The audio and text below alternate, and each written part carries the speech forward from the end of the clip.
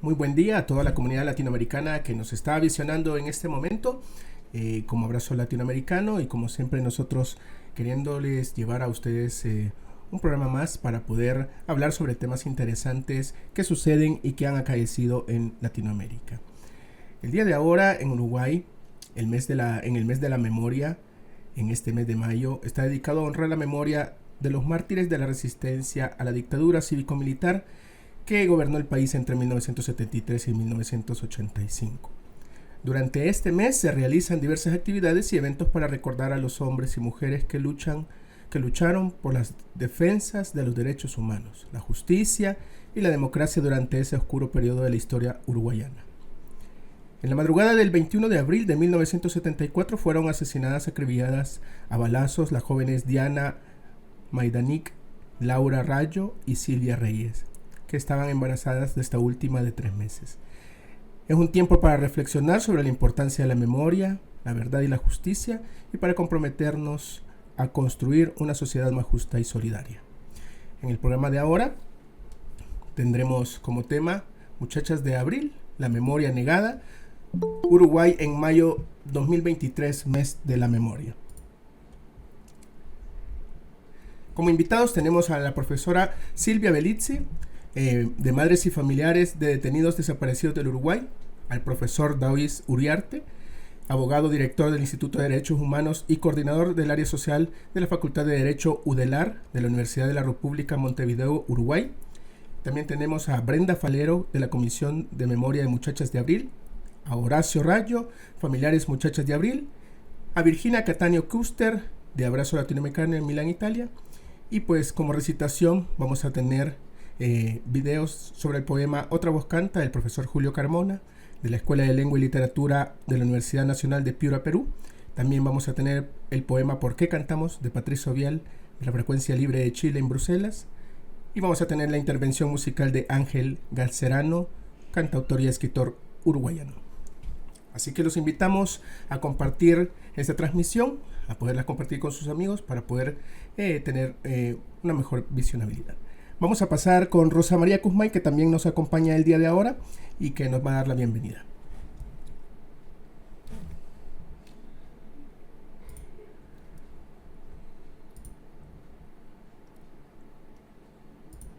Está muteada, Rosa María.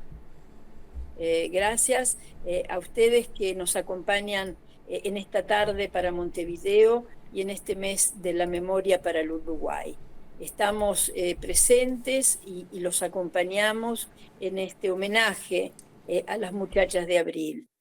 Caso sin duda ejemplar, del cual podremos profundizar, sea con los familiares, sea con el abogado Daoiz Gerardo, que nos presentará, Uriarte, que nos presentará también el estado actual de la situación de los procesos en Uruguay, así como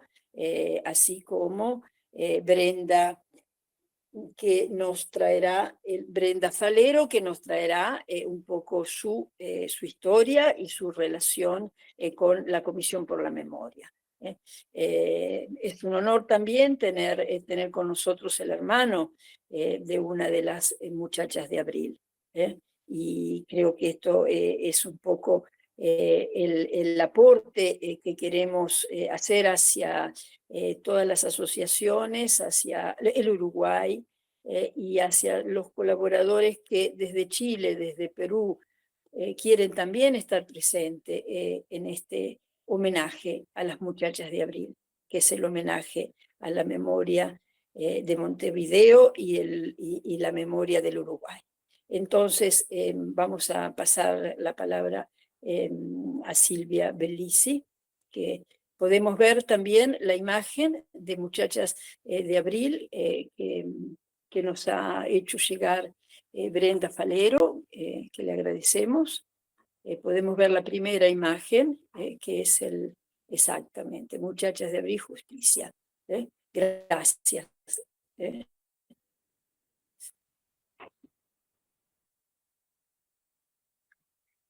Hola. Silvia, a vos la palabra.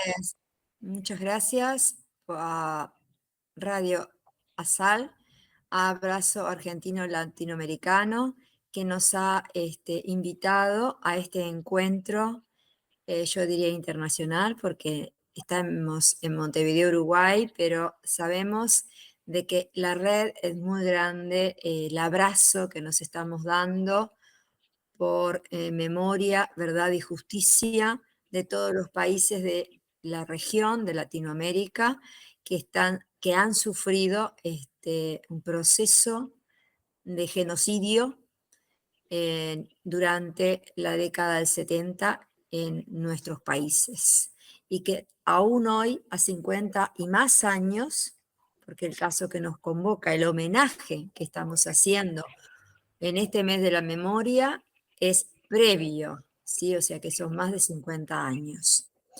Mes de la memoria. Podemos ver la Margarita, podemos ver el video de la Margarita antes de ir adelante. Bien. Que esto lo has propuesto, Silvia, gracias. Gracias a ustedes.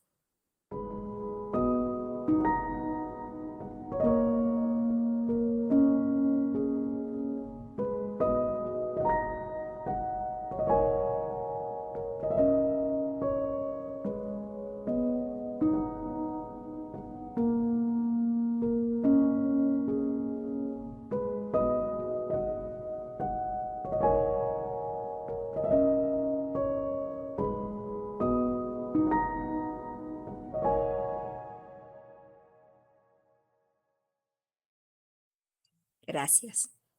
Este video ha sido hecho para la Marcha del Silencio por colectivos sociales que están abrazándonos, acompañándonos desde hace años a madres y familiares. El 20 de mayo, decía, es cuando recordamos a todos nuestros detenidos desaparecidos y es una marcha en silencio muy emblemática, que esta es la 28ª, se ha hecho en pandemia y casualmente en pandemia donde ha sido no sé cómo decirlo, pero se ha difundido por todo el mundo porque cada uno arropa a un desaparecido y de la manera artística o ciudadana lo expresa. Y en este momento también estamos y homenajeamos a un hecho emblemático, como han habido muchos, pero que es el de 3 chicas que fueron salvajemente asesinadas dentro de lo que se quiere llamar una guerra entre 2 bandos y se sigue, y ahora en esta situación que está conviviendo esta coyuntura, nuevamente se está reflotando y se está queriendo cambiar la verdad. Y este caso ha sido presentado a la Comisión Interamericana de Derechos Humanos y por eso es que dentro del homenaje del mes de mayo y gracias a Abrazo Argentino y a Radio ASAL, los vamos a presentar. Y voy a presentar al doctor Daois Uriarte, profesor de la Universidad de la República, abogado, editor de muchos libros relacionados al tema derechos humanos y de la niñez, si no me equivoco, si la memoria no me falla, él me dirá. Pero más que hacer una presentación larga, es que bueno, que él hable sobre qué es la Comisión Interamericana y bueno, y todo lo relacionado al caso, y después presentaré a las demás compañeras. Vemos la fotografía del Memorial de Montevideo. No vamos a decir Radio ASAL porque nosotros ahora hacemos la transmisión directa desde Facebook Abrazo Argentino y Latinoamericano. Pero te agradecemos la fotografía, que es muy bella, y es ahí está, ahí la tenemos en pantalla. Esta fotografía, Gracias. puedo explicar un minuto, es una intervención que hicieron fotógrafos, como hoy dije otros artistas, de las imágenes del silencio que se hizo justamente en pandemia para tapizar todo Montevideo con las fotos de nuestros detenidos desaparecidos, y la foto de la última marcha, lo que iba al frente, la fueron cubriendo las fotos de Montevideo en la ciudad capital de Uruguay para los extranjeros que se encuentra tanto en el barrio Cerro Montevideo, donde está el memorial a los 198 detenidos desaparecidos uruguayos, y en Pocitos, en la Rambla. Nada más. Profesor.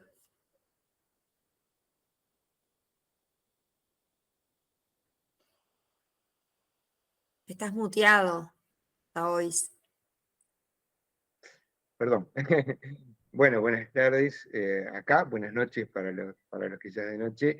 Muchas gracias por la invitación de participar en este evento, que para los uruguayos es particularmente muy importante y muy sentido. Y yo creo que, así brevemente, también cabe señalar que para el Uruguay, la tragedia que nos ocurrió nos llevó directamente a darnos cuenta de la región donde estamos, que éramos tan latinoamericanos como el resto de los países.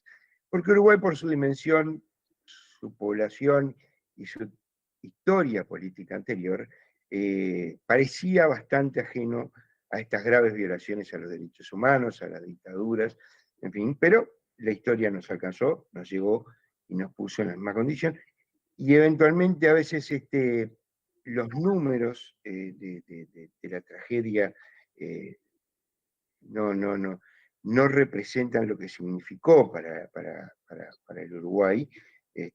Claro, cuando uno mira las cosas que pasan en otros países, los números parecen no ser significativos, pero para la conciencia de todos los uruguayos es sumamente significativa, y la prueba está lo que es la manifestación popular del 20 de mayo, otro poco, pero que es sin duda la manifestación más importante y consensuada de la población uruguaya, porque es un sentimiento común que nos une.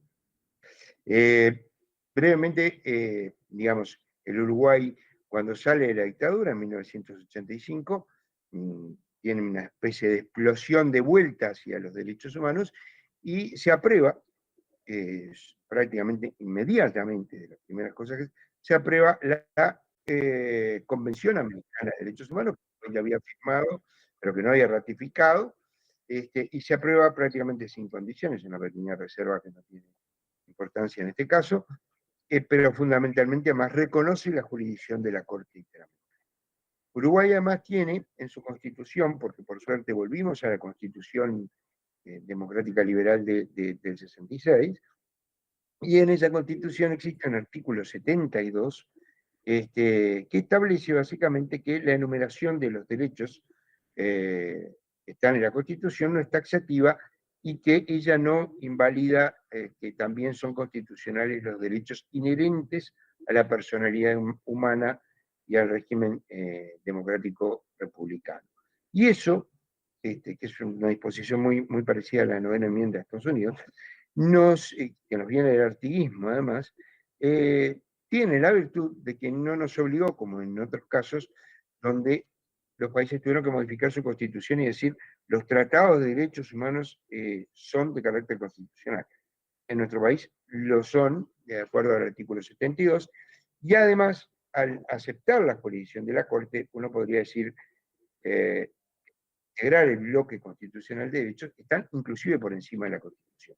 Tan es así que, digamos,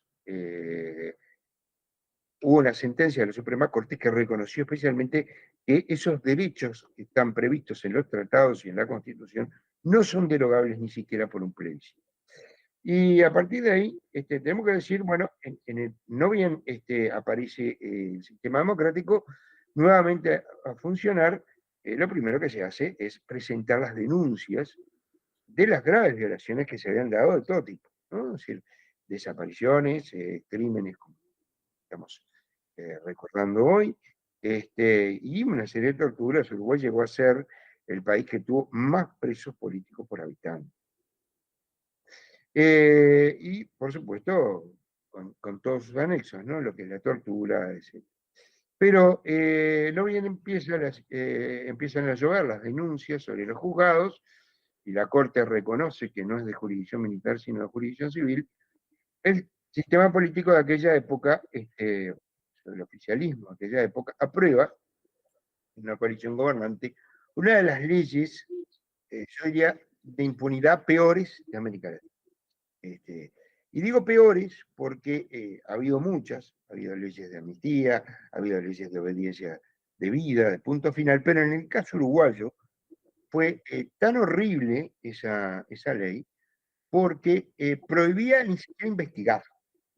Y es más, sometía al Poder Judicial a preguntarle al Poder Ejecutivo si el caso que estaba estudiando estaba incluido o no en la ley de caducidad de la pretensión punitiva del Estado, o sea, de esa renuncia al castigo que había hecho el Estado. O sea que hasta había una intervención, digamos, la independencia de poderes no se respetaba. Y eso llevó a que, a pesar de que en dos ocasiones, por un lado por un recurso de referéndum y en la segunda por una enmienda constitucional, se intentó eliminar esa ley, bueno, pues no se lograba. Hasta que en el año 2009, y un poco a instancias de lo que era ya lo que se veía venir como la jurisprudencia reiterada de la Corte Interamericana de Derechos Humanos, el avance de los derechos humanos en el mundo, etc., la Suprema Corte de Justicia de aquel momento dictó una resolución, una sentencia realmente maravillosa en el caso de Nigasabal Zagaray, 365 del 2009, en la cual reconoció que los derechos humanos no pueden ser objeto de reformas ni de plebiscitos, no se pueden derogar, son derechos de la persona y no de los ciudadanos, por lo tanto son indisponibles, y que, por el otro lado, también la ley de caducidad en ese sentido era inconstitucional. Después hubo algunas idas y venidas a nivel judicial, pero eso abrió de nuevo, conjuntamente con, digamos, una decisión política del gobierno en ese momento, de empezar a habilitar los juicios. Pero lamentablemente habían pasado ya a esa altura más de 30 años y el proceso seguía lento, porque si bien empezaron a moverse las causas judiciales, estaban todas diseminadas en distintos juzgados. Bueno, el proceso fue avanzando hasta que se logró que pudieran tener por lo menos un fiscal único y esto es un avance muy importante.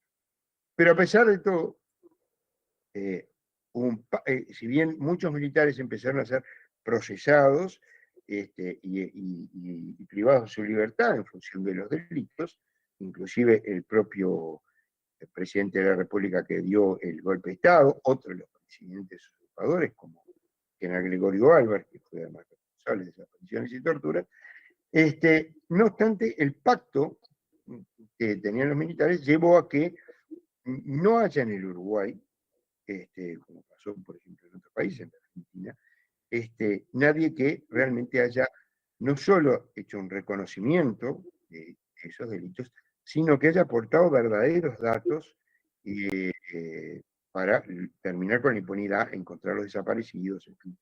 Ha habido prácticamente ninguna colaboración de las Fuerzas Armadas, en particular de los responsables en la aparición de estos delitos. Y entonces, una de las situaciones que sí empezó a darse, se abrió, digamos con el caso Gelman, María Claudia García Gelman y Macarena Gelman, que se abrió la vía de recurrir a la Comisión Americana de Derechos Humanos y, por supuesto, en la medida en que el Estado no dio satisfacción, la Comisión llevó estos casos a la Corte Interamericana.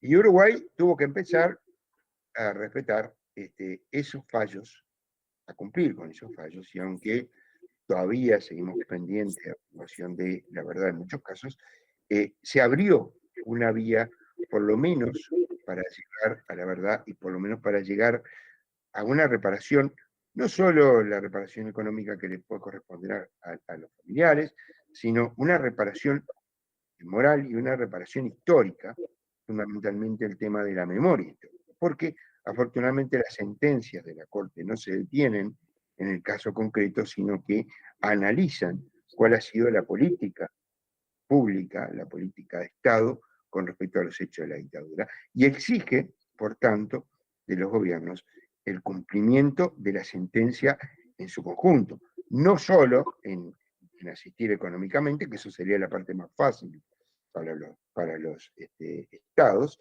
sino también en el cumplimiento de establecer sitios de la memoria, reconocer la responsabilidad del Estado en los crímenes ocurridos, y en particular, y ya me voy refiriendo a esta sentencia, pues seguramente, para que no se me vaya el tiempo, en este caso particular, la Corte ya analiza conjuntamente con el caso de dos personas desaparecidas, Ricardo González González y Racino, también el caso de estas chiquilinas, estas muchachas de Abril, que fueron vilmente asesinadas en un operativo militar, el producto de la situación de estado de guerra que se vivía.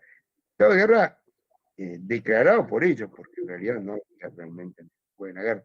No habían dos bandos, no había enfrentamientos armados que justificaran esa definición de guerra. Pero bueno, el Parlamento en aquel momento, bastante sumiso,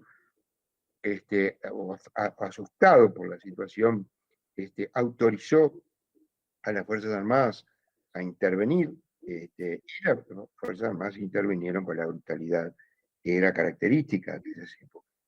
Y por lo tanto realizar un operativo donde está más que demostrado que lo que se hizo fue asesinar a esas muchachas, porque no hubo, digamos, ninguna intención, más allá de que el argumento de ellos fue de que hubo un enfrentamiento, está más que probado, y lo dice la sentencia de Miami, dice claramente que está probado que no hubo enfrentamiento, que fue realmente una situación donde ametrallaron sin consideración, sin ningún tipo de voz de alto, sin ninguna exigencia de rendición y sin ninguna prueba de responsabilidad que pudieran tener las personas que estaban ahí.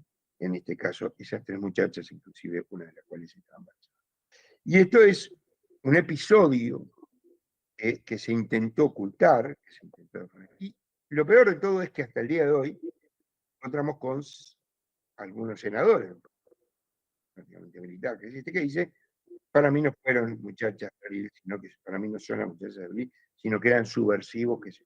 Bueno, esta es evidentemente la realidad, donde aún a pesar de que una corte internacional, una corte que hemos reconocido, una corte que está integrada por jueces de muchos países y que analizó un caso en profundidad, con la participación, la acusación por parte de la Comisión Americana de Derechos Humanos, que nadie va a sospechar de que esa comisión esté vinculada a ninguna operación subversiva, quedó claramente demostrado que esto no fue un operativo ni con orden judicial, ni un operativo de investigación, ni tampoco un enfrentamiento, sino que fue directamente criminal. Y en esa sentencia se mencionan algunas cosas. Por ejemplo, que la justicia uruguaya no investigó una realidad de género que había detrás de ese asesinato, simplemente no lo tomó en cuenta. Pero además también en esa sentencia se recuerdan sentencias anteriores de la Corte y se establecen algunos criterios que son muy importantes hacia el futuro, digamos, de lo que es las decisiones que la Corte viene tomando, y yo creo que son muy, muy importantes, ¿no? En cuanto a admisibilidad de la prueba, pero fundamentalmente tenemos que hacer una evaluación nuevamente de lo que fue la ley de capacidad del Estado y de la pretensión punitiva del Estado, y dice claramente que más allá de la definición que tuviera Uruguay y más allá de la definición que hoy tiene la Suprema Corte de Justicia de que hubo delitos graves pero que no pueden ser considerados de lesa humanidad, para los conceptos de la Corte Interamericana de Derechos Humanos, estos delitos son delitos de lesa humanidad, y en particular reconoce la aplicación de la Convención contra la Desaparición Forzada a estos delitos, entre otras cosas porque la desaparición es un delito permanente, pero también condena a Uruguay por no haber ejercido efectivamente la extensión en el tiempo, en la forma. Y dice muy claramente que los países que aceptaron la Convención Americana aceptaron también ajustar su legislación y sus acciones a los mandatos que están previstos en la Convención Americana y en los demás tratados internacionales que complementan esa protección de derechos humanos. Y entonces, lo que dice es directamente no puede pretender exonerarse el Estado de que, bueno, ni de que estaban en dictadura, ni de que algunas de esas normas fueron aprobadas después de estos hechos, sino que el Uruguay tiene una responsabilidad como Estado. Y finalmente, digamos, ahora estamos, este es para nosotros un linkage más hacia el futuro, pero ahora estamos en otra etapa, que es la etapa de ejecución, donde el Uruguay ha cumplido con algunas cosas y en otras no. Y recientemente tuvimos uno de los aspectos realmente bien complejos, que es el reconocimiento por parte del Estado, y cuando se dice por parte del Estado, de los poderes del Estado, de la responsabilidad. ¿Y por qué es importante esto? Bueno, porque hay que transmitirle a la generación que esto no fue un hecho simplemente realizado por algunos malos que llegaron al poder en forma espuria, sino que hay un reconocimiento del Estado uruguayo tal, que es una entidad, digamos, fue el responsable de estas violaciones. Porque hay que transmitirle a las futuras generaciones este concepto de que lo que hace los uruguayos, o lo que hace cualquier población, es una responsabilidad compartida, y también es una responsabilidad compartida tratar de reparar los daños y reconocer los. Entonces, en definitiva, el tribunal termina sancionando a Uruguay por varios aspectos, por las demoras en el ejercicio de la acción judicial, por tanto en el caso de, digamos, en el caso de los desaparecidos, violando, dice la Corte, el derecho a la verdad, porque toda persona, incluyendo los familiares de las víctimas de las graves violaciones a los derechos humanos, tiene derecho a conocer la verdad. La consecuencia, entonces, dice, los familiares de las víctimas y la sociedad deben ser informados de todo lo sucedido en relación a dicha violación. Y si bien hoy podemos decir que se ha avanzado en encontrar algunas de las responsabilidades particulares, se ha avanzado en algunos reconocimientos, en realidad sigue siendo una falta muy importante, la falta de la verdad de lo que pasó. Pero eso no quiere decir que la lucha general, o sea, la lucha jurídica y la lucha de las personas que luchan por la vigencia verdadera de los derechos humanos haya terminado, sino que todavía nos queda mucho camino por hacer. Discúlpenme si me pasé un poquito del tiempo, pero bueno, un tema que era muy difícil de sintetizar. Gracias.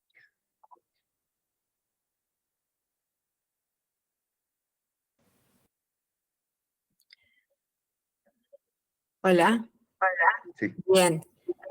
Gracias, Davois, doctor.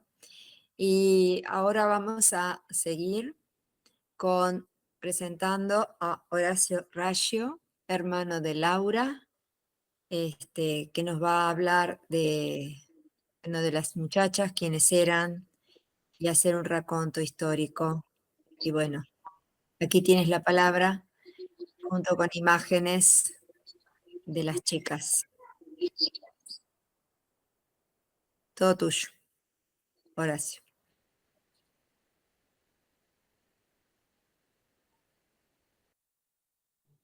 A ver, ¿ahora me escuchan? ¿Me Perfecto. escuchan? Bueno. Buenas tardes para nosotros y como dijo el compañero acá, y buenas noches para los del otro lado que están más oscuros. Bueno, la idea mía era un poco contar cómo era la vida de mi hermana, pero cuando hablo de mi hermana es singular, pero que se entienda que es en plural porque es todas las muchachas y muchachos de todos los países, porque no solo de Uruguay, ya ahora se ha agrandado en todos lados que pasa esto. Las víctimas no es una hermana, son padres, amigos, vecinos, son todos. Bueno, Laura era una gurisa de familia, como todo el mundo, que tenía sus familiares, tenía sus estudios, sus amigos, practicaba deporte, y llegado los 70, 70 y pico, empezó a haber otro movimiento en la parte política. Ya antes había en Uruguay, se había empezado a mover, estaba en el liceo, había empezado a militar ella en el liceo. Mi familia era una familia muy politizada, mi padre era bancario, mi madre profesor de educación física, y bueno, nosotros éramos gurises muy chicos y ya estábamos yendo de repente con 11 años al comité acá del Frente Amplio, ¿viste? Y ella estaba en lo mismo, militando en el liceo y en el comité. Un día vienen de madrugada a buscarla en una razzia que hicieron en todo Malvin, se llevaron camiones llenos de muchachos jóvenes, y ahí fue que la desaparecieron por unos meses, no sabíamos dónde estaba, nos dijeron que era para hacer averiguaciones, que al otro día iba a estar por casa. Y bueno, a partir de ahí, por un año más o menos, no la vimos. Supimos, la empezamos a buscar, con todos los conocidos, por todos lados, hasta que pudimos dar con el paradero de ella, que era en el batallón 13. Después fue juzgada por un juzgado militar, y bueno, y nosotros íbamos, a partir de ahí sí la pudimos empezar a visitar en el cuartel, y era una gurisa que, según tengo, que Brenda después contará, que ella fue compañera en el cuartel de Laura, todas las compañeras las cuidaban, a ella y a Diana, que estaban juntas, también estaba Diana con ella, la cuidaban, era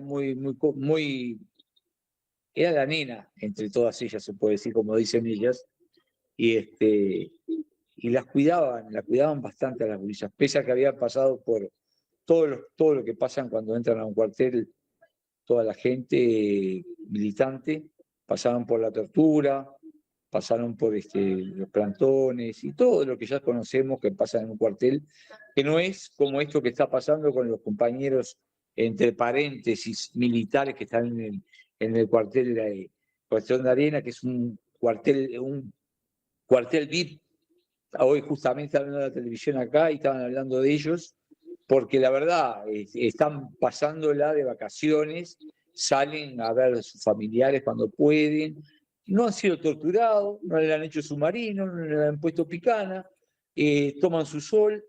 Tengo entendido que mismo los soldados que están con ellos los tienen que atender porque ellos hacen valer vergonzosamente para el ejército su rango, pese a que estén presos por las violaciones a los derechos humanos que han hecho acá en Uruguay, como hacía el compañero acá, que por ser un país chico no dejamos de tener muchos compañeros que perdieron la vida,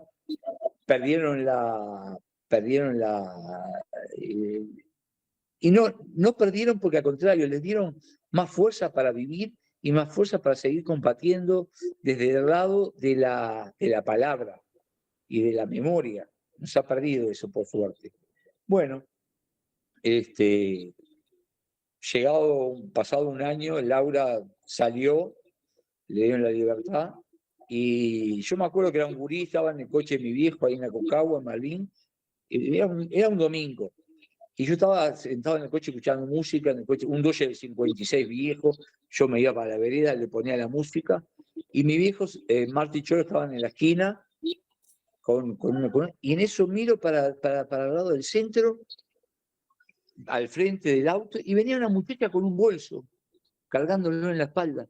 Cuando me di cuenta era mi hermana, no había dicho nada, habían dado la libertad. ¡Pah! Salí, la agarré, y después empezó a caer, la abracé, lloramos, todo, ¿viste? Cuando entró a casa, bueno, los gritos de mis padres, mi madre, vinieron los vecinos del barrio, todos a saludarla. Y bueno, después de un tiempo, Laura se tenía que presentar al cuartel una vez por semana, o a una comisaría. Se enteraron que habían empezado con Diana que habían empezado a agarrar otra vez a los que habían soltado, y allá por febrero, más o menos, enero, febrero, se decidió irse del país porque no quería volver a pasar todas las atrocidades que hacían en los cuarteles, las torturas, las violaciones, y se decidió ir del país. Y fue ahí que está. Un día se fue, le dijo a mi padre que se tenía que ir porque empezaron a levantar a toda la muchachada otra vez, que ella no quería pasar por lo mismo, y a partir de ahí no la vimos más. Ahí no la vimos más, no supimos a dónde estaba, no supimos si se había ido del país,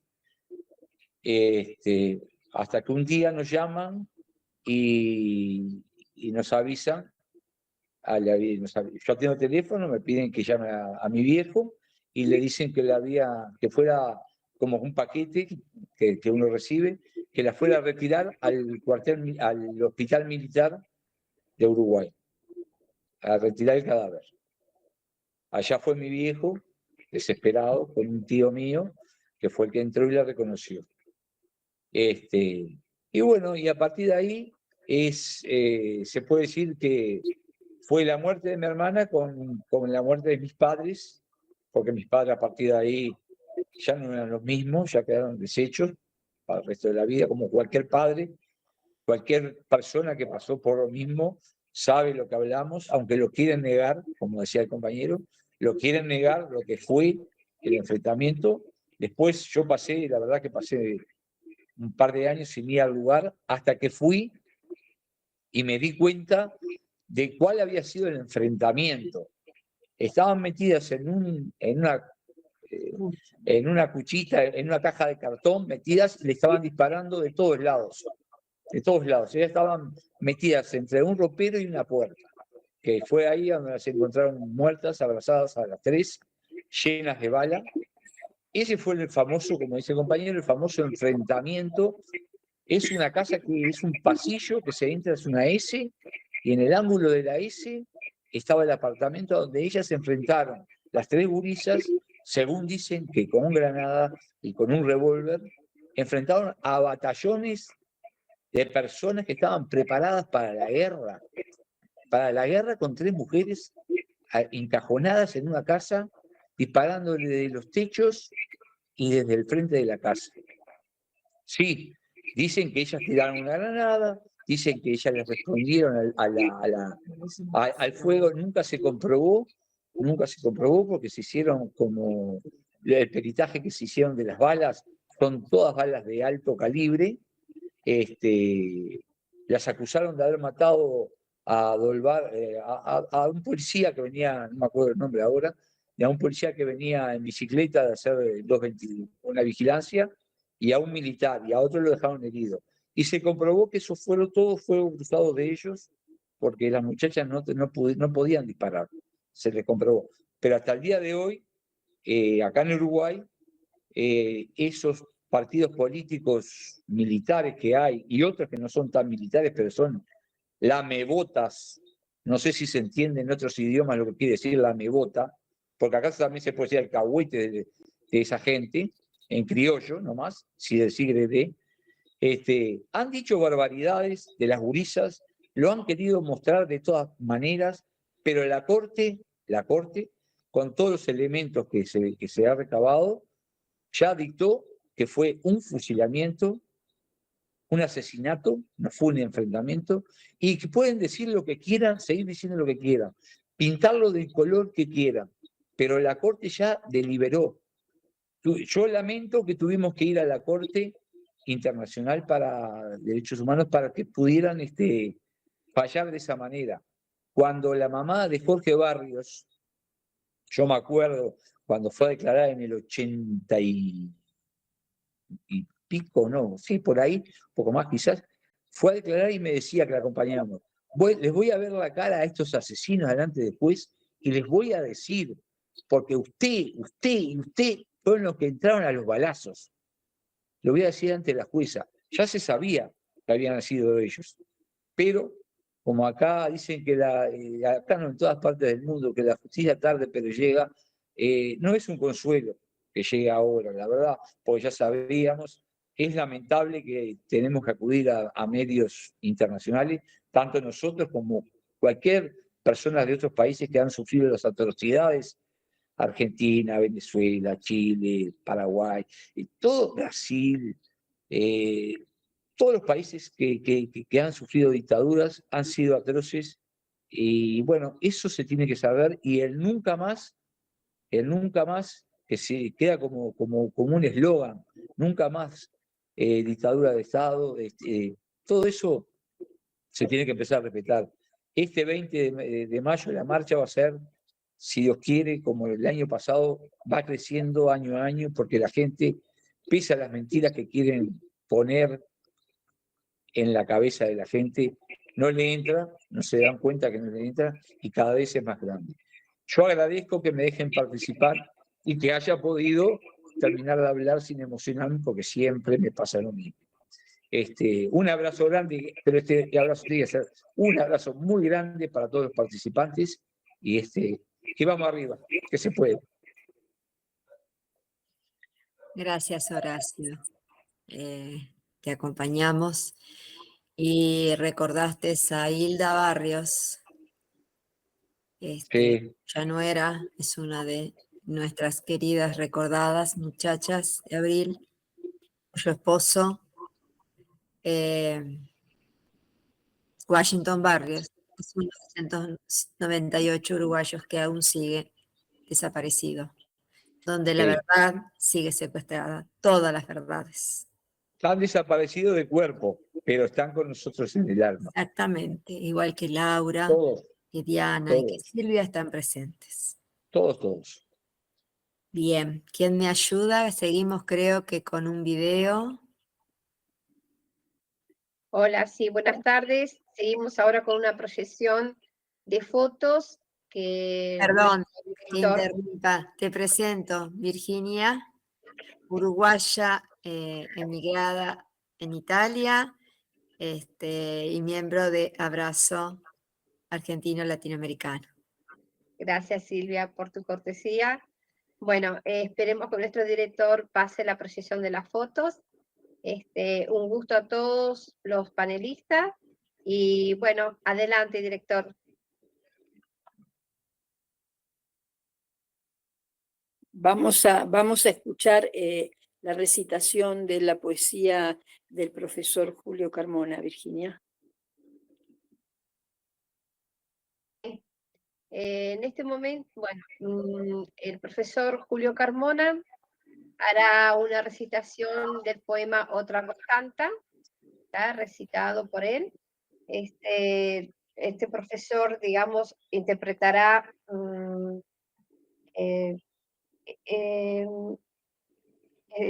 es una letra hecha por Circe Maya, interpretada en su momento por Mario Benedetti Biglietti, el cual será recitado por este profesor. Adelante, profesor Julio Carmona.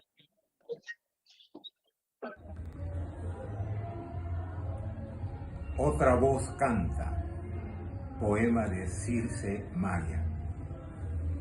Por detrás de mi voz, escucha, escucha, otra voz canta.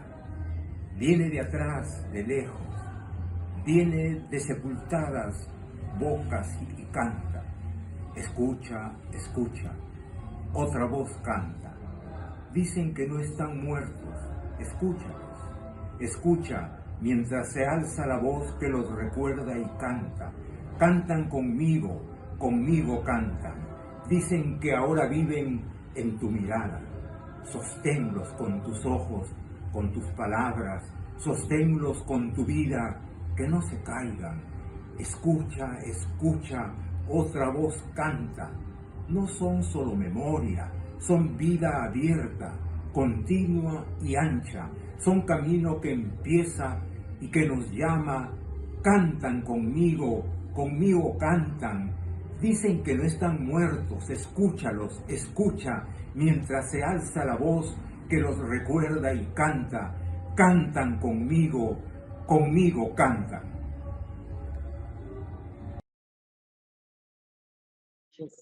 La verdad. Gracias, Virginia, querido estar estupenda presente recitación. en la Universidad Nacional de Piura con la Escuela de Lengua y Literatura. Este programa está también compartido con los estudiantes de la Universidad de Piura, la Universidad de Literatura Latinoamericana. Y llega a los jóvenes, y esta es nuestra intención, Virginia, ¿verdad?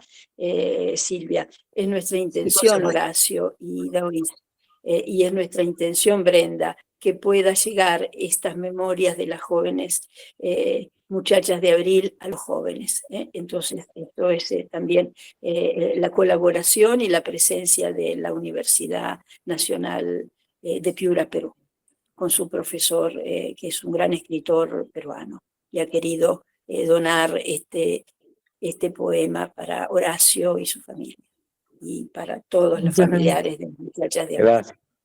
Muchas gracias. Muchas gracias. Muchas Y gracias. para sí, toda, y para profesor. toda la demás gente que ha pasado lo mismo, porque siempre hay que hablar en plural. Claro, Tenemos que acostumbrarnos. es así, Exactamente. es así. La lucha es de todos. Sí, sí, tal cual. Es una coordinación porque sigue siendo presente. Exacto. Creo que nos corresponde ahora, si no el director me lo corrige, presentar a Brenda Falero. Así es, adelante. Muy bien. Brenda Falero es uruguaya, expresa política y ha formado la comisión de memoria Muchachas de Abril. Ella nos va a contar porque hace unos años que se formó una comisión para homenajear estas chicas tan merecido, como hay otras comisiones de otras memorias y de sitios en donde han habido diferentes aberraciones. Brenda, te doy la palabra, te damos la palabra. Bienvenida. Gracias, gracias Silvia. Este año, hace 10 años que comenzamos a trabajar en la memoria con Muchachas de Abril. Porque si bien el primer homenaje se hizo en 2014, a los 40 años de los asesinatos, comenzamos en 2013 en unas reuniones y comenzamos a organizar el primer documental que se estrenó justamente el 21 de abril de 2014. Ese fue el primer homenaje, fue una semana, esa primera homenaje se hizo durante una semana, hubieron varias instancias, un acto de homenaje con el octeto, que era un grupo de expresos políticos que actuaban, que cantaban, y varios grupos más. Se puso una marca de la resistencia, que consiste en 3 honguitos, que le decimos nosotros, como 3 asientos y una placa. Vino la intendenta Ana Olivera, y en el Centro Cultural Terminal Goes pasamos el documental de 15 minutos, y ahí participaron un periodista muy conocido en Uruguay que había hecho una investigación, Roger Rodríguez, y bueno, participó también Ignacio Guichón, que hizo el film, una historiadora, amiga. Después se hizo un homenaje en Crisol, que participó también Chela Fontora. En el MUME hubo otro homenaje con Daniel Biglietti y las Ménades. Fue muy emotivo toda esa semana, era la primera vez que se hacía un homenaje ahí frente al lugar donde las habían asesinado. Concurrió mucha gente del barrio, mucha gente, y empezamos a recoger otros testimonios, y empezamos a preparar un segundo documental largo de 35 minutos, en el que participaron la mayor parte de las empresas que estuvimos con ellas. Participamos. Laura y Diana habían estado durante un año, como dijo Horacio, presas con nosotras en el 13 Infantería, y dejar un recuerdo imborrable. Laura era muy joven, apenas tenía 18 años. Me acuerdo que festejamos su cumpleaños con ella, hicimos una gran carpa en la enfermería donde estábamos, del cuartel, y fue todo un acontecimiento, y una obra de teatro para esa ocasión. Bueno, realmente eran ella y otra chica también que había joven, las más jóvenes del grupo, y efectivamente eran un poco las mimadas del grupo, porque, bueno, eran demasiado jóvenes. Eso se fue continuando, se fue trabajando todo el año, se recogió un montón de materiales que todas las familias donaron al Museo de la Memoria. Se hicieron fotos, se rehicieron registros, sí, se preparó se empezó a preparar el segundo documental, que nos llevó un poco más de un año. Al año siguiente ya hicimos un homenaje en Facultad de Psicología. Diana había sido alumna de facultad y tenía ya una placa, y los profesores y amigos de ella quisieron hacerle un homenaje. Se presentaron varios vecinos al homenaje, en el que hablaron, en el que contaron lo que había sido el operativo. Y también se presentó un cuadro intervenido de los fusilados del 2 de mayo por una estudiante de Bellas Artes. Estuvo el dúo Larbanoa Carrero, y fue muy, muy, muy emotivo todo el acto, y hubo más gente que el año anterior. Después tuvimos en 2017 la colocación de la placa, 2015, perdón, ya me pasé de un año, 2016 y 2017 ya hubo la colocación de la placa de la ley 18.596. Estuvieron Washington Carrasco y Cristina Fernández en el homenaje, y podemos decir que hubo más gente todavía que el año anterior. Cada año vamos aumentando la cantidad de gente. Este año ha sido impresionante, la verdad. Nos gustaría, Brenda, perdón, nos gustaría si podemos ver la foto que nos mandaste, que te agradecemos tanto. Eso es una imagen de las jóvenes muy, muy viva, muy presente. Gracias. En el 2018 hubieron estudiantes del IABA que vinieron, que habían hecho todo un trabajo de investigación sobre las muchachas de Abril. Bueno, y en el año siguiente, 2019, estuvo también, hubo otras actuaciones de otros artistas, y nos llegó el 2020 con la pandemia, y ahí no pudimos hacer el acto, y pedimos para pasar el film, el documental largo, en la televisión. Pasó por TV Ciudad ese mismo día, esa misma noche, en el lugar del acto. Bueno, hicimos todo un montón de actividades virtuales, digamos. Y bueno, y retomamos en el 2021 y llegamos hasta el día de hoy, 2022-2023. Este año contamos con la presencia de la intendenta de Montevideo, Carolina Cose, los familiares, por supuesto, que estaban ahí, y un grupo que cerró el acto muy interesante, Espuntón y Mendaro, un dúo, unos músicos geniales que cantaron durante el acto. Siempre hay un cierre musical en nuestros actos.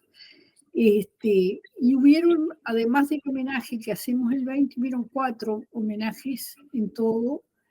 Uno que se hizo unos días antes, que fue hecho por jóvenes del barrio, En Uruguay existen los mercados sociales y populares, que se llaman, son jóvenes que se juntan para comprar comestibles a bajo precio y venderlo a la población a bajo precio.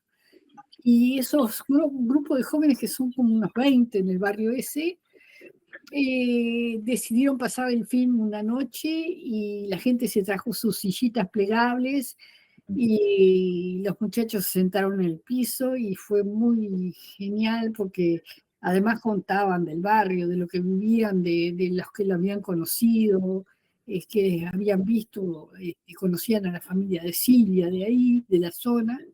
Fue muy emotivo. Y luego hubo un homenaje en el Parlamento, hecho por una diputada, Verónica Mato, que desgraciadamente los grupos de derecha, los militares, contestaron porque decían, siguen con la teoría de los dos demonios, diciendo que a pesar de todos los juicios, porque venían de... el juez dijo que eso no había habido enfrentamiento, que todas las balas que tenían eran militares, eran balas de armas de guerra. Había habido la Corte Interamericana que había fallado y hacía 7 días que el Tribunal de Apelaciones había fallado en el mismo sentido. Es decir, desconociendo todos los fallos de la justicia, ellos siguen afirmando una cosa que no es cierta, que hubo un enfrentamiento. Bueno, después hubo otro homenaje en Salto, esta vez organizado en Salto por el gobierno municipal, y que Horacio participó, tal vez pueda contar de eso, y tenemos días para el año próximo, que se cumplen los 50 años del asesinato. Creo que hemos ganado, nos han afirmado que hemos ganado, nos presentamos a unos fondos concursables para tener dinero suficiente para hacer un sitio virtual, dado que no podemos acceder al apartamento. El apartamento pertenece a una señora, esposa de un militar y madre de militares, que está ahí, que no nos deja acceder. Entonces, el hecho de hacer un sitio virtual va a permitir a la gente que no conoció el lugar, que no conoce el lugar, de ver cómo fue, cómo sucedieron las cosas, todo lo que pasó, tener una noción más acabada, y para eso va a tener que acceder a un código QR que le permita acceder al film y, bueno, al desarrollo de los acontecimientos.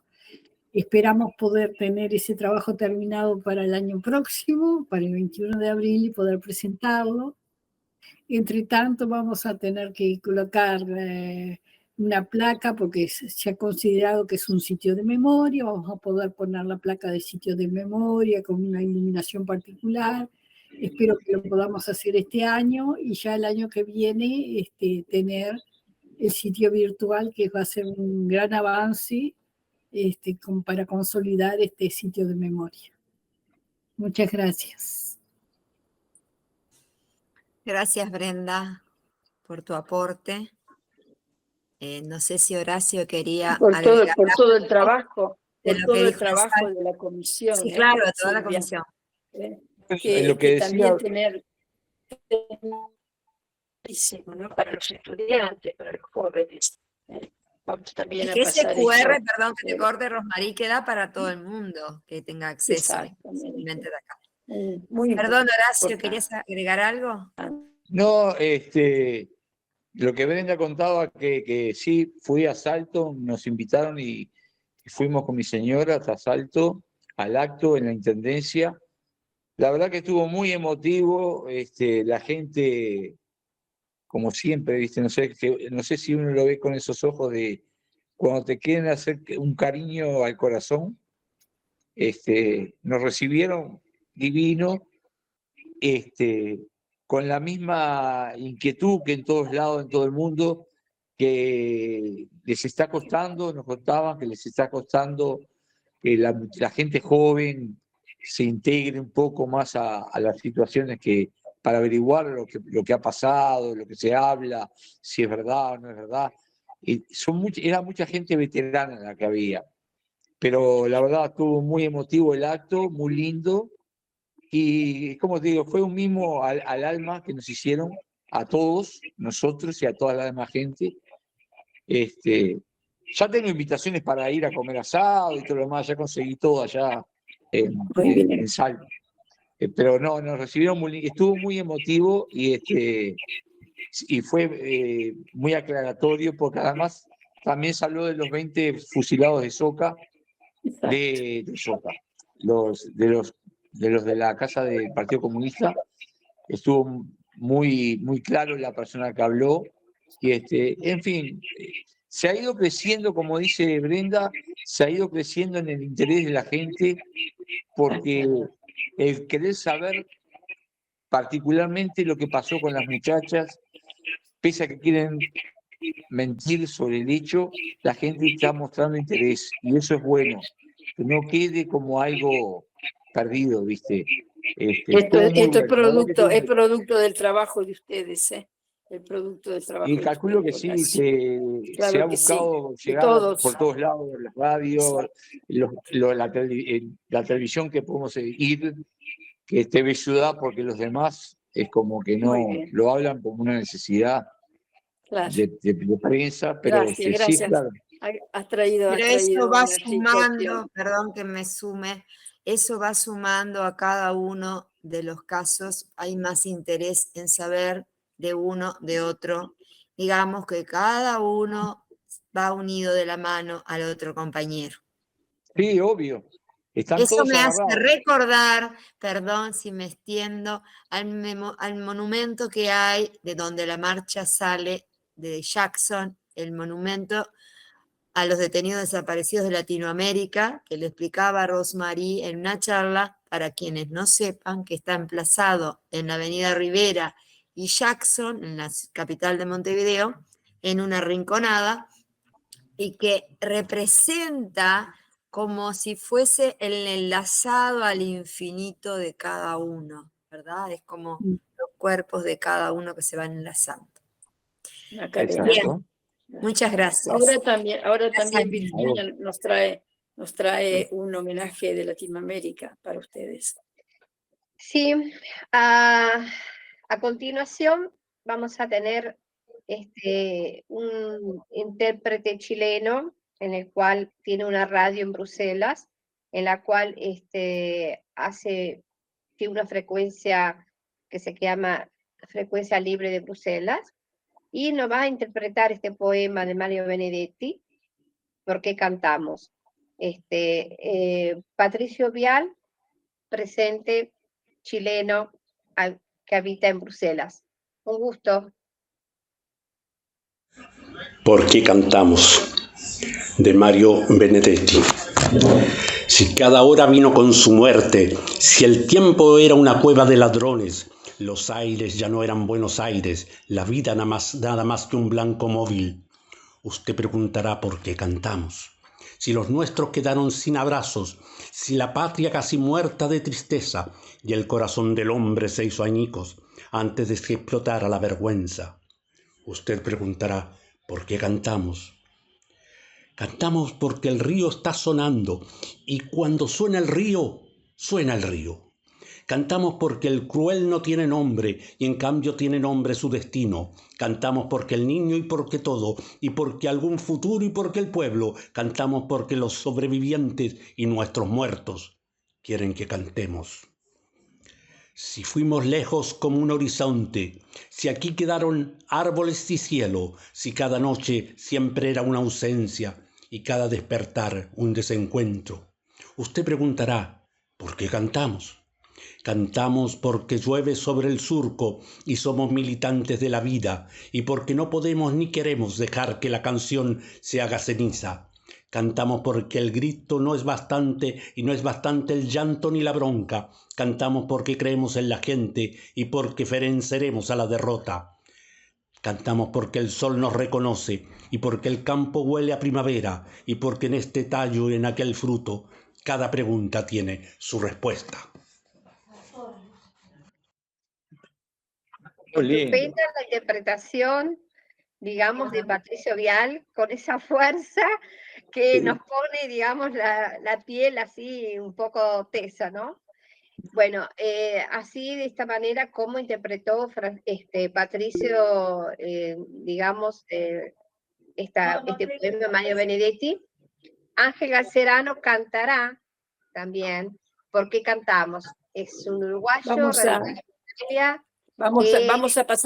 vamos a pasarlo después que vamos haciendo las conclusiones. Así le damos también la música a este poema. Ok, si de te acuerdo. parece. Entonces, Muy bien. A podemos ir. continuación, entonces, tenemos a Ángel cantando la canción del poema ¿Por qué cantamos? De Mario Benedetti. El video, por favor, gracias. ¿Lo van a pasar al final o ahorita? Perdón. Tengo Bueno, entendido que era ahora. Okay. O si no, hacemos ok, las conclusiones. ahora, ¿te parece, Rosmaría? Sí. Bueno, empiezo yo y después sigue el profesor. Bien, como decía al principio, esto se encuadra todo en el mes de la memoria. Mes de la memoria que comienza en el Uruguay en 1996 al cumplirse los 20 años de los asesinatos de los legisladores Selmar Michelini y Héctor Gutiérrez Ruiz en la ciudad de Buenos Aires, los cuales fueron secuestrados el 18 de mayo y aparecen sus cuerpos junto con otros 2 uruguayos, el matrimonio Barrero Whitelow. Y además es secuestrado el médico Liberov, todo en la ciudad de Buenos Aires. Se hace una enorme marcha encabezada por madres y familiares y por otras personalidades. Y esto hizo un hito, hizo una marca que desde ese momento, la marcha del silencio. ¿Por qué del silencio? Porque el silencio dice más de 1000 palabras. Era un silencio y es un silencio que es atronador, digamos, muy emocionante. Cada vez más es más gente que se autoconvoca. Cuando digo autoconvoca es porque todo el mundo ya nos está preguntando, después de esa primera y las siguientes, ¿qué podemos colaborar? ¿Qué podemos hacer los distintos colectivos? Es una marcha que vamos las familiares con nuestras fotos, pero también nos acompañan la comisión de las muchachas de Abril, la comisión de los fusilados de Foca, todos los compañeros de Crisol que dicen presente, y diferentes colectivos.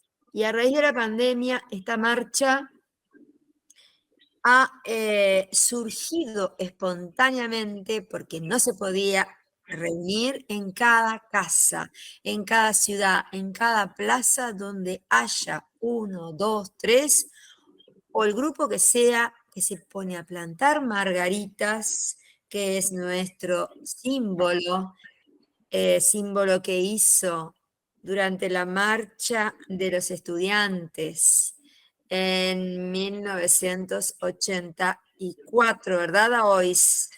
Confirmame esa fecha. La arquitecta hoy Silvia Scarlato, porque ya fue patentada por ella, porque se lo pedimos, por favor.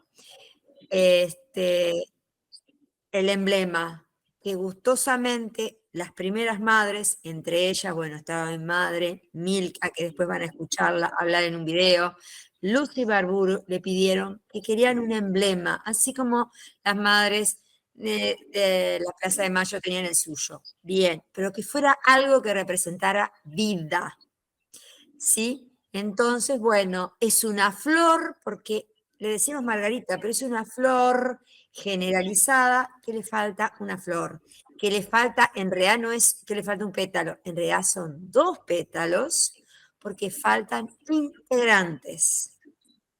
Muy bien, se plantan flores, se plantan margaritas, se ponen fotos, se ponen mensajes. ¿Dónde están? La consigna de este 28, de esta 28ª marcha es ¿dónde están? Nunca más terrorismo de Estado. Vemos, Hasta la verdad, perdón, sí, ¿sí? eh, Hasta hoy la verdad sigue secuestrada. Ellos gracias. saben quiénes son, dónde están los cuerpos o dónde los tiraron. Porque cada vez aparece más información en los tribunales y en archivos, y también tienen los archivos, está todo. Muy bien. Y hoy en día se están dando voces disonantes con la realidad. Tenemos dos fotos de este mayo, mes de la Bueno, memoria. esto con ¿Podemos colorido. verla, Francisco? Gracias, director. Mayo, mes de Hola, la memoria. Mayo, mes de la memoria. Que va a quedar instituido. No importa si los familiares estemos, porque siempre va a haber sobrinos, siempre va a haber nietos, siempre va a haber compañeros, vecinos, jóvenes, porque van los jóvenes, iban con sus niños. Esos niños crecieron y siguen yendo, porque la verdad es necesaria para una democracia clara, limpia, pura, porque nos sana. Y tenemos la otra foto sobre el terrorismo de Estado nunca más.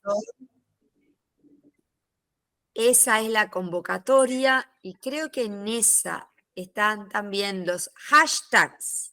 Esto es para invitar a quien esté en el rincón, más rincón del planeta, del Uruguay o del país que quiera, y sienta la causa como propia, pone una flor, una margarita, ¿dónde están? Nunca más, o baja de internet una de las imágenes de la página de Famidesa, Madres y Familiares Detenidos Desaparecidos, la foto que quiera, o hay fotos colectivas, o de la página web de Imágenes del Silencio, que ellos tienen diferentes formatos para que el colectivo o la persona quiera adaptarla al lugar, hace un video y lo lleva o una foto, y la sube al hashtag, repito, presente, hashtag Marcha del Silencio 2023, o entra a la página web de Madres y Familiares de Uruguayos Detenidos Desaparecidos. Ellos están con nosotros. La marcha es en silencio. Cuando llega a la Intendencia, se comienza por altavoces a nombrar a cada uno de los 198 compañeros detenidos desaparecidos con la palabra, con el grito presente.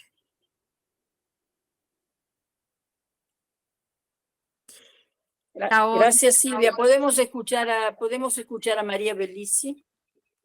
Perdón, mi madre.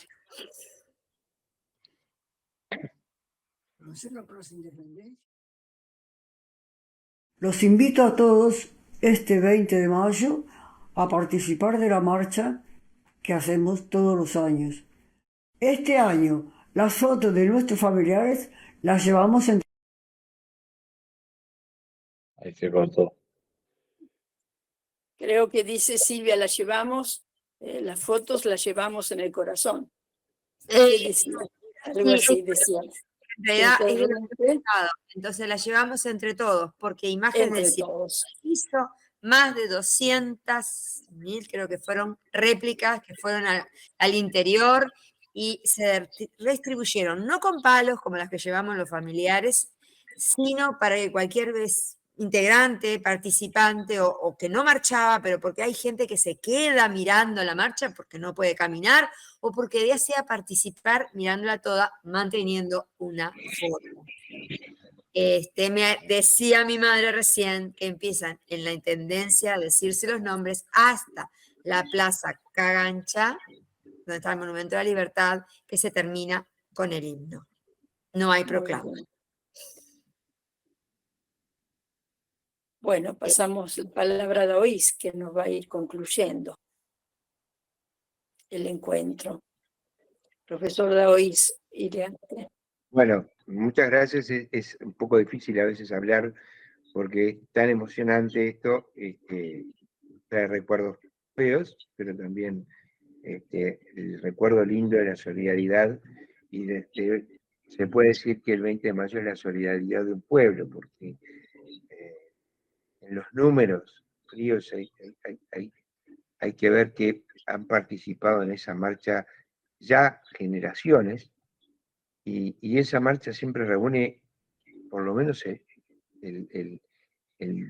10-15% de los uruguayos, que representan el 30% de Montevideo, pero además en todos los demás lugares del interior también. Pero quien no va a la marcha igual lo tiene en el corazón.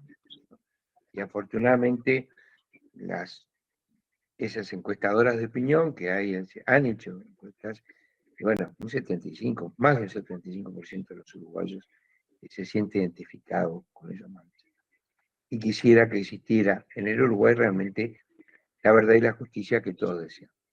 De todas formas, no todas son malas noticias, no todas son pálidas. Cuando uno estuvo durante tantos años reclamando justicia, y para que se tenga claro, hasta el 2005 realmente solo una persona había sido procesada porque era un civil y no le aplicaron la ley de caducidad por estos graves delitos que se habían cometido. A partir de 2005 empezaron a funcionar los juzgados, pero fíjense que estamos hablando que ya van casi, van 18 años, casi 20 años, en los cuales los juzgados empezaron a funcionar sin una perspectiva clara, sin un apoyo documental, muchas veces sin apoyo testimonial.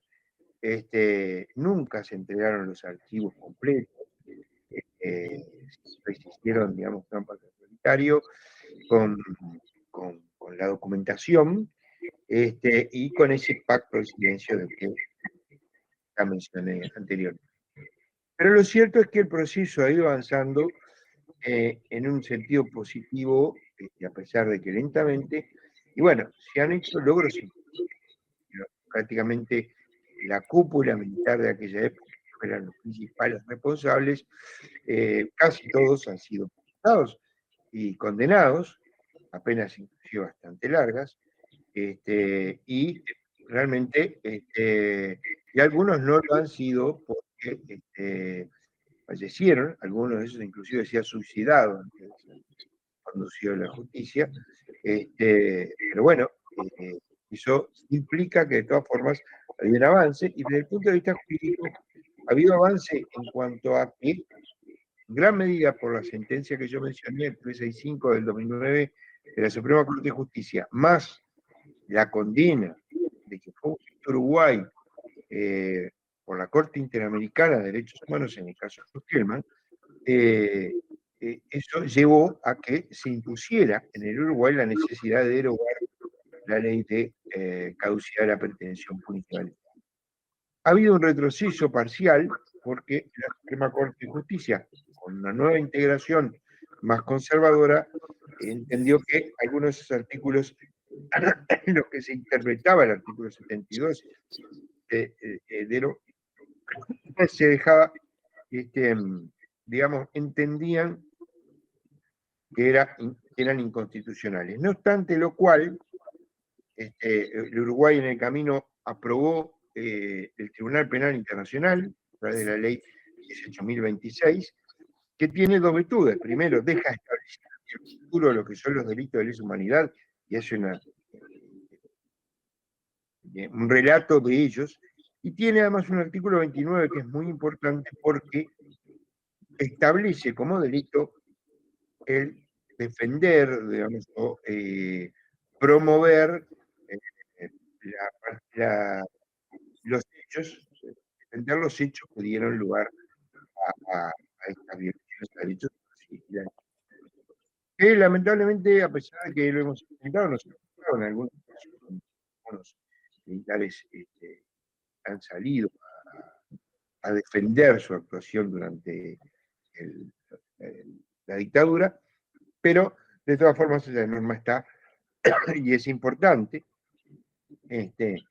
Y también la Suprema Corte de Justicia, a pesar de reconocer los delitos de lesa humanidad, sí reconoció, es importante el tema de la prescripción, o sea, ustedes saben que hay los delitos en el Uruguay y en varios países del mundo tienen un plazo como de vigencia para su persecución, o sea, que se llama la prescripción, a partir de lo cual, si ha pasado determinado tiempo, ya esos delitos no pueden perseguirse.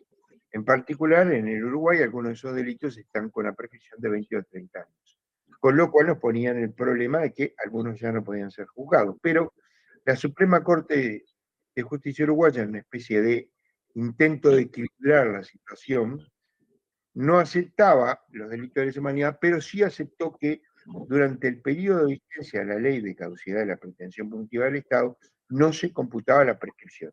Y eso es lo que nos permite actualmente poder seguir adelante con esos juicios, que para nosotros son juicios, son delitos de lesa humanidad, y aunque la Suprema Corte de Justicia del Uruguay no ha aceptado ese criterio como tal, porque dice que los delitos de lesa humanidad no se pueden aparecen recién con la ley 18.026, a pesar de que, como el Uruguay ratificó el acuerdo de Nuremberg, reconoció la existencia de delitos de lesa humanidad en 1945. De todas formas, se están con esa posición y con la creación de la Fiscalía especializada en delitos correspondientes al pasado reciente, o sea, los delitos de lesa humanidad, se unificaron las causas y se ha logrado el procesamiento de muchas más personas, ya no solo las cabezas más visibles, no solo aquellos que tenían 25 o 30 años, 25 o 30 homicidios encima, sino que se ha ido más allá y se están investigando algunos hechos que han quedado sin resolver, por ejemplo, el crimen de los vagones, en fin, varias causas más, y hay aproximadamente unos 100 potenciales indagados en estas causas. Lamentablemente sí es cierto que con muchos no se puede hacer justicia, porque la biología hizo su camino, pero para nosotros lo importante, como operadores del derecho, además de haber sido víctima de estas situaciones, es no la venganza, sino el que se haga justicia para que esto quede hacia el futuro, quede así como proyección en la historia, para que se diga, bueno, quienes piensen momentáneamente en cometer estos delitos tengan presente que esto se va a juzgar y se va a condenar. Y no solo se va a condenar en una prisión, se va a condenar en la historia, en la memoria. Un hecho muy importante para nosotros fue, sin duda, el hecho de que una de esas personas perseguidas se quiso refugiar en Italia, aprovechando de que tenía una nacionalidad legal italiana, se equivocó tanto que dio lugar a que, entre otras causas, se hiciera una investigación bastante profunda por parte de la justicia italiana de lo que conocemos como el Plan Cóndor, ese triste acuerdo que unió a las dictaduras de varios países latinoamericanos, Argentina, Chile, Paraguay, Brasil y Perú,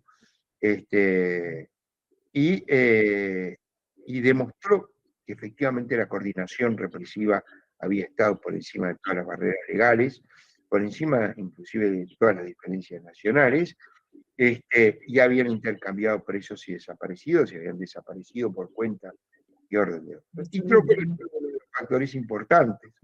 El hecho de que hoy esté preso y hoy condenado a cadena perpetua, cosa que no existe en el Uruguay, es la demostración de que efectivamente se ha podido señalar lo que fue el Plan Cóndor.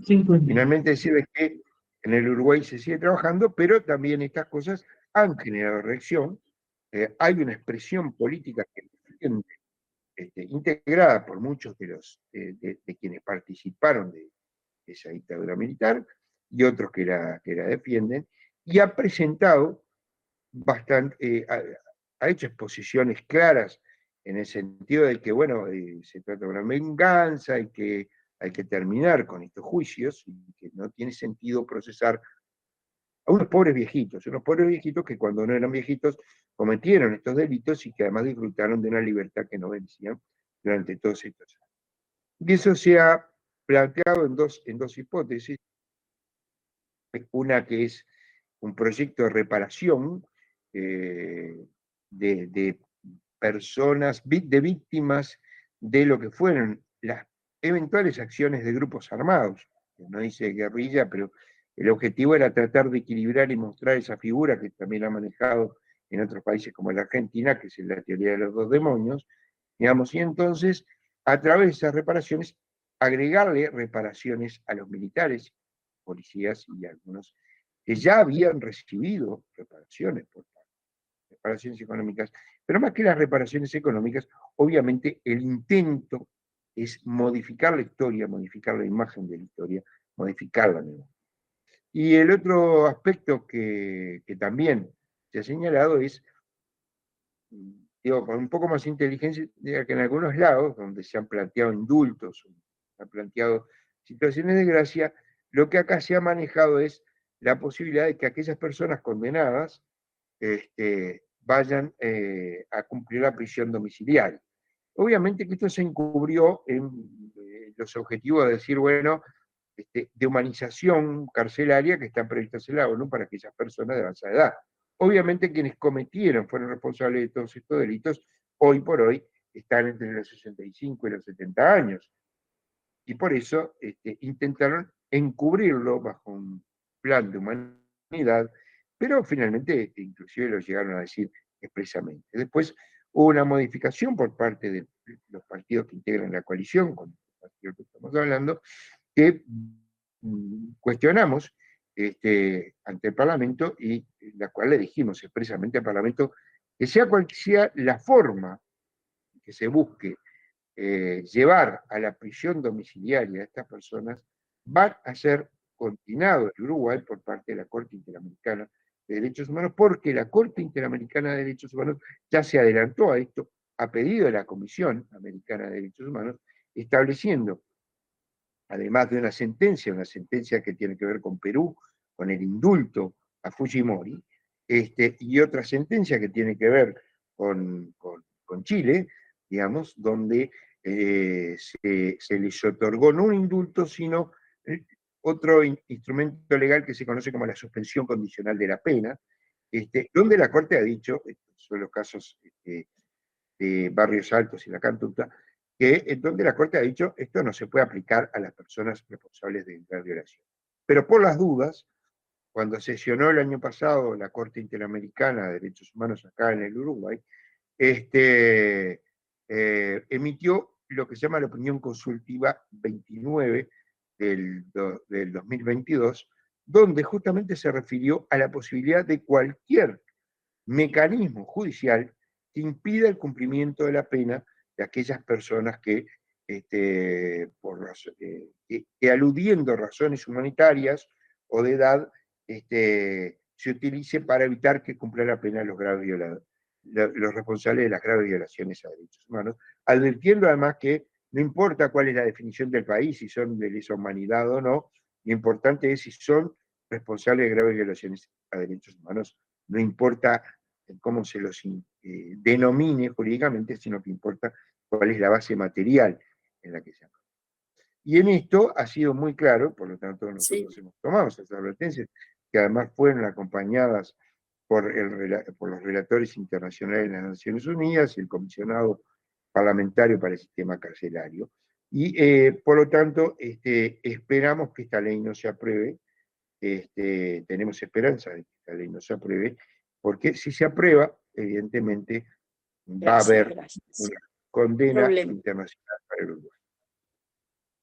Bueno, gracias, profesor Daoiz Uriarte, y gracias, Udelar, por estar presente en este encuentro. Ahora sí le pasamos la palabra a Virginia, que nos va a traer también el homenaje de un uruguayo. Ok, bueno, ahora con todo gusto vamos a tener un uruguayo que va a interpretar, digamos, el poema de Mario Benedetti, porque cantamos. Ángel Galcerano habita en Italia, y bueno, con todo gusto está este poema cantado que es muy lindo. Adelante, Mario. También presente, Uruguay del corazón, para Ángel Galcerano. Sí, gracias. Exactamente, también Uruguay del corazón, sin lugar a dudas. Bueno,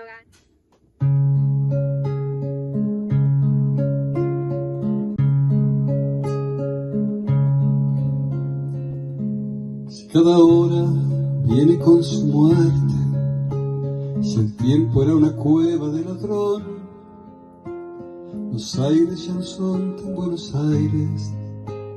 La vida es nada más que un blanco móvil.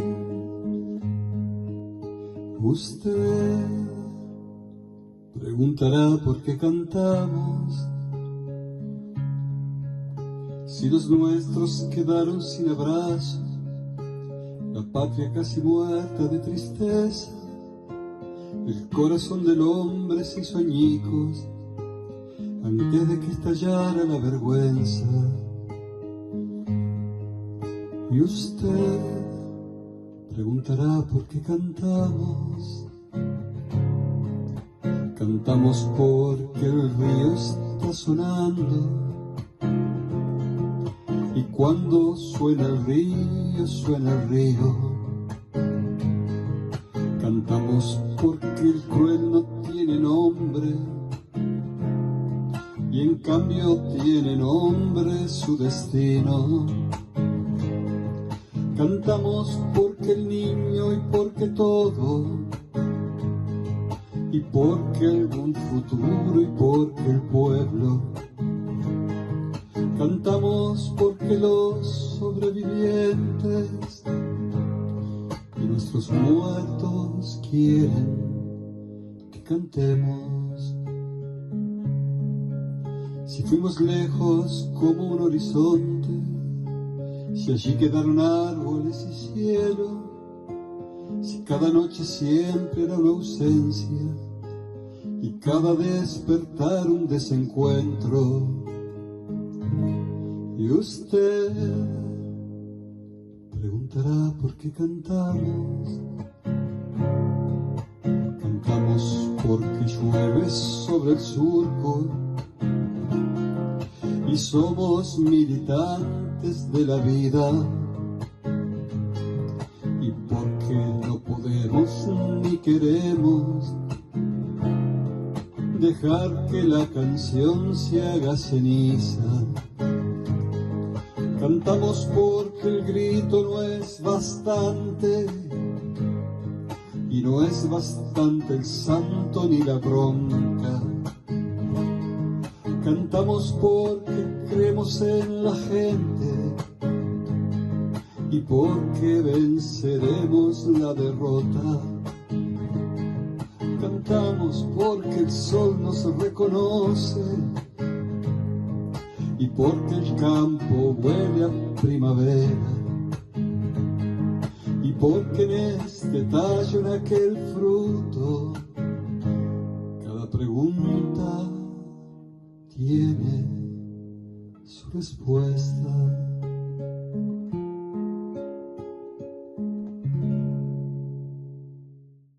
Gracias, Ángel Galcerano. Ahora Estupenda tenemos hermosa, ¿verdad? ¿Verdad, Virginia? Comunicada con pasión militante. Cada Tenemos persona la- la interpreta con mucha pasión. Exactamente. Tenemos el video de las madres ¿dónde están? El video. Sí. En este caso es Milka González de Prieto. Ok, perfecto. Adelante, ¿Dónde Milka. están? ¿Dónde están? ¿Dónde están? ¿Cuántos años han pasado y que no sabemos absolutamente nada de lo que pasó con ellos?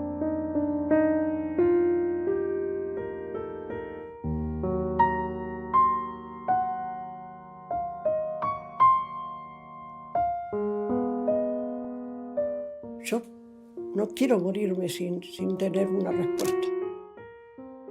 Y ya tengo 91 años. Así que espero que podamos saber algo de lo que fue con ellos, lo que pasó con ellos.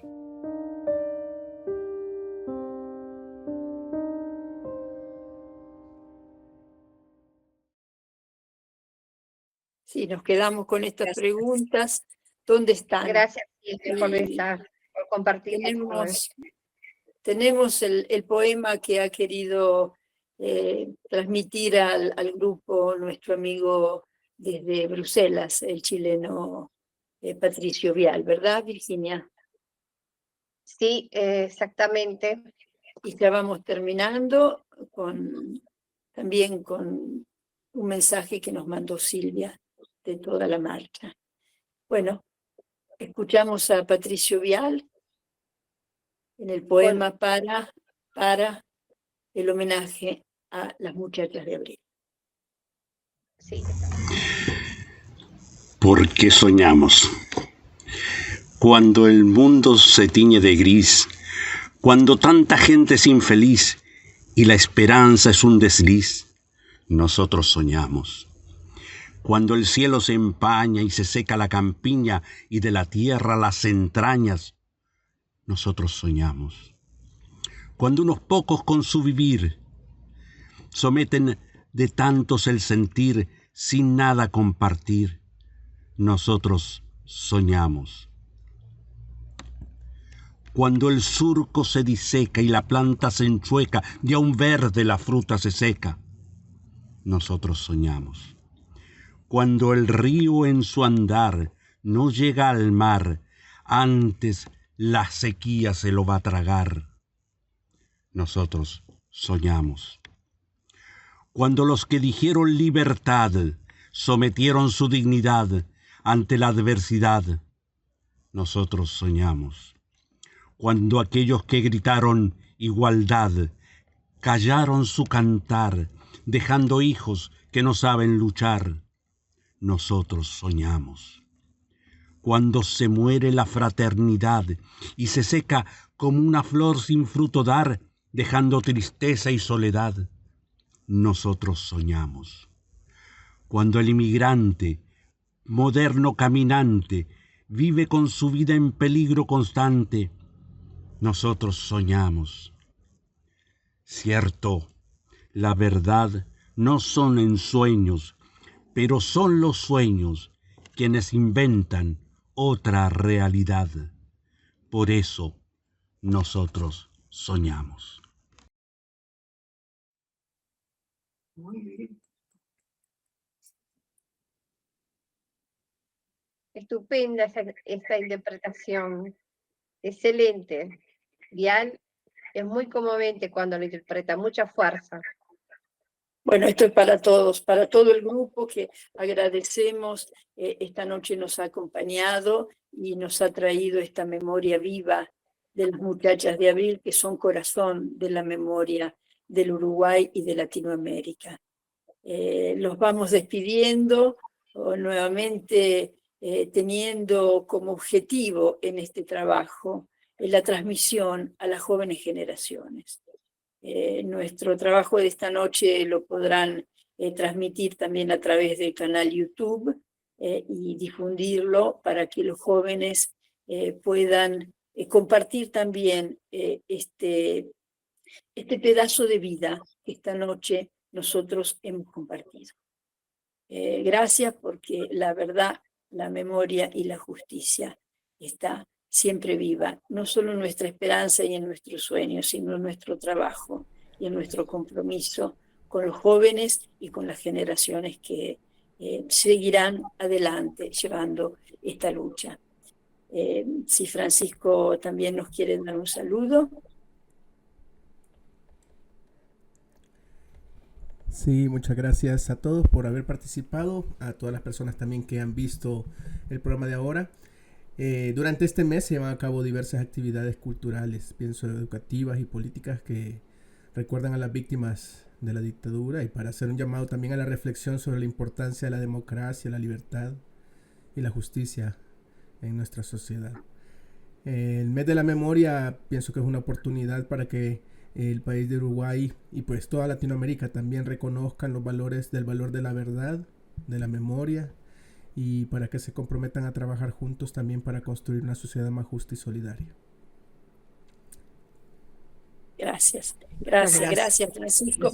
Gracias a todos, y nos despedimos con este vídeo que nos ha mandado Silvia Bellisi, agradeciéndole a todos por la fotografía, los vídeos, a Virginia por la presentación y el trabajo y su presencia y su colaboración en este encuentro. Nos saludamos con esta marcha del Muchas silencio que dentro de Gracias poco a vamos todos a y a todos los poder ver y panelistas vamos a poder vivir nuevamente. Gracias Gracias. por compartir. Gracias. Gracias. Y sobre todo un abrazo grande al hermano de Laura, a su señora y a toda su familia, así como a María Bellisi, que tenemos siempre presente. Está acá al lado mío Siempre. escuchando a todo. Un abrazo. Un abrazo a tu madre, un abrazo grande a tu madre, un Gracias. abrazo grande. Lo Gracias. siento.